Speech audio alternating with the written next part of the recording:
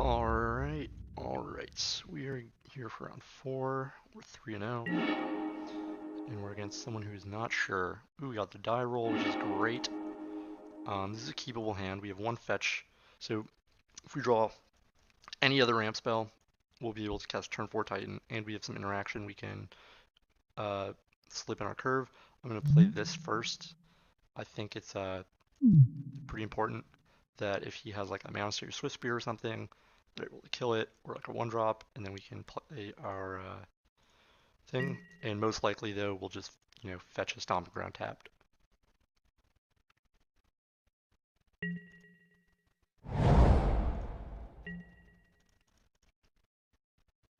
If we had a known opponent, like let's say he was on Jund, then we just play this tapped, because we wouldn't have to worry about it. And then we can get a Cinder Glade later.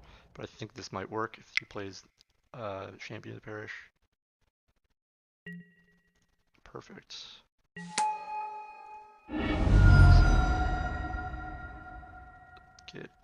Actually we'll get a mountain here, because if we draw forest, then I can just cast Stomping Ground without taking Farseek without taking any damage.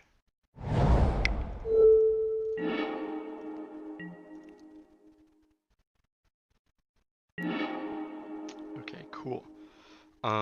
Once again, I'm kind of tempted here to just bolt. Just keep open bolt and then Farseek. No,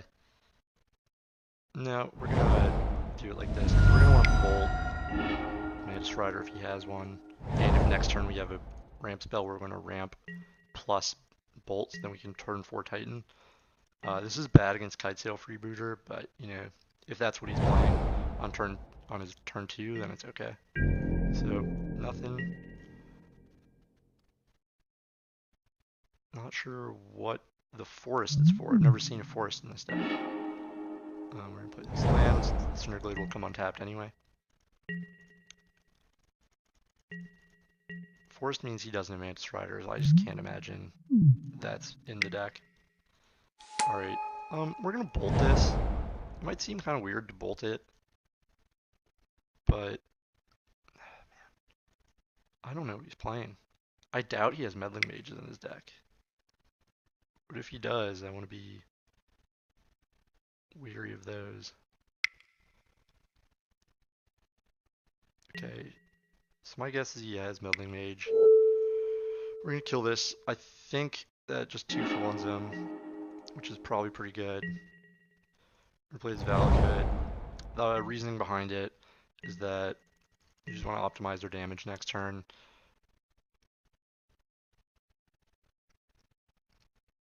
Sorry if I'm playing fast, it's just kind of autopilot. You guys can see what's happening. This is a quick one. So he's on some sort of human concoction. We're gonna bring in these, board out the Reclamation Sage, and board out the Summoner's Pact. I tend to bring out Summoner's Pact when I bring out Reclamation Sage. If he has Reflector Mages, I'm likely to maybe board these out, and board in some Obstinate Baloths. I'm on the draw, so maybe Obstinate Baloth is worth it instead of something like Explore, maybe something a little slower. Also, if he has Meddling Mages, Search for Tomorrow gets a little worse. But now that I mention it, I'm kind of talking myself into it. Search for Tomorrow is kind of meh against Meddling Mage, because what will happen is you suspend it, and then they just play a Meddling Mage, and then you're like, okay, well, I just discarded a card for 1 green.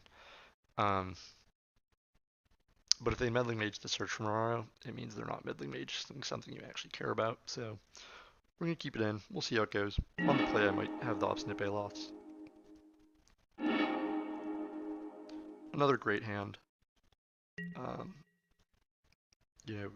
Perfect. Like I said, this deck really doesn't mulligan much, and mostly just because everything's interchangeable. I mean, this bolt could be an Anger of the Gods and be the same thing.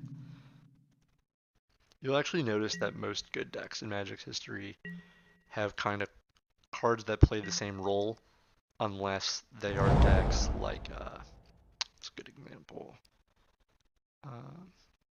Like a toolbox, like a Gift Ungiven deck. So yeah, once again, I'm going to play the Mountain instead. I know it looks fishy, but the Valakut can come into play on turn. So we're going to play next turn a Sakura Tribe Elder. And then turn after that, we're going to Farseek plus Bolt. So if he has Thalia here, then okay, Meddling Mage, that's fine.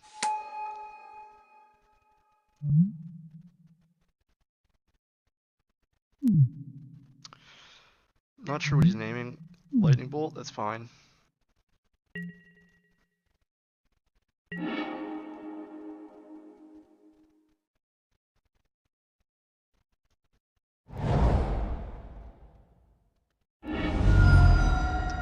we're gonna go to Forest, which is, no, I messed up. I shouldn't have done that, because we're gonna try to Valakut that down. So I'm gonna get Stomping Ground, and we're gonna mark that up as a mistake. I'm gonna Farseek for a mountain.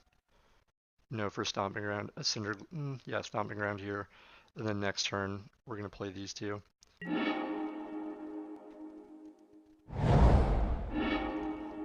The reason I didn't play this yet is there's a high chance that I can absorb more than 2 damage down the line.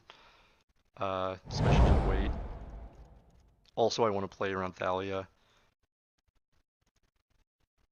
So, like, if he plays a Legion Lieutenant, whatever it's called, like, it's better for me to block and protect myself from 3 damage instead of from 2. And there's a good chance he also just leads on something else here. Thalia. So it's all kind of going according to plan.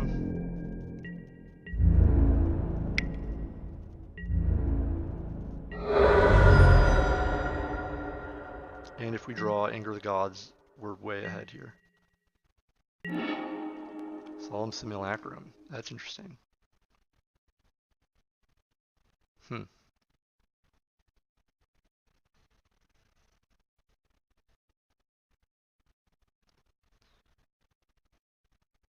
Let's go to 13.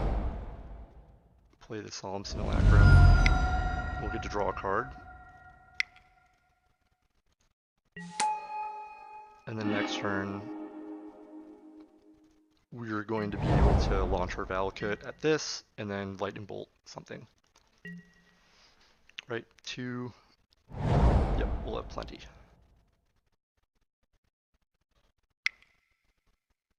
Ah, man. The free boot skis. It's not going to end up mattering because we'll be able to kind of take what we want. We'll be able to kill a bunch of things this turn because we'll have an active Valakut, which is nice. I'm probably going to take this and go to 11. Like I said, I want to have this blocker around for defending 3 damage rather than 2, and 11 is not divisible by an amount I am too worried about. Though you could argue that I should just do this now, maybe draw something, and play around Reflector Mage. Okay, so that's another freebooter. Not the end of the world. Like I said, we're gonna have an active Valakut, which is nice. So we should take one of these two.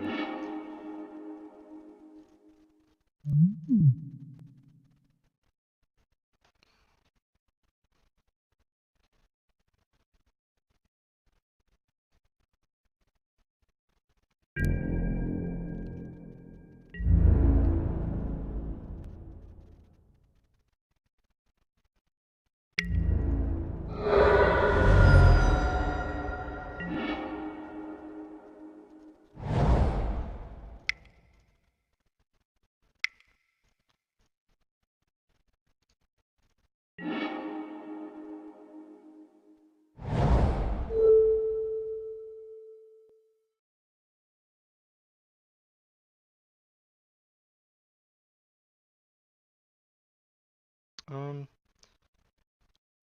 kill this one.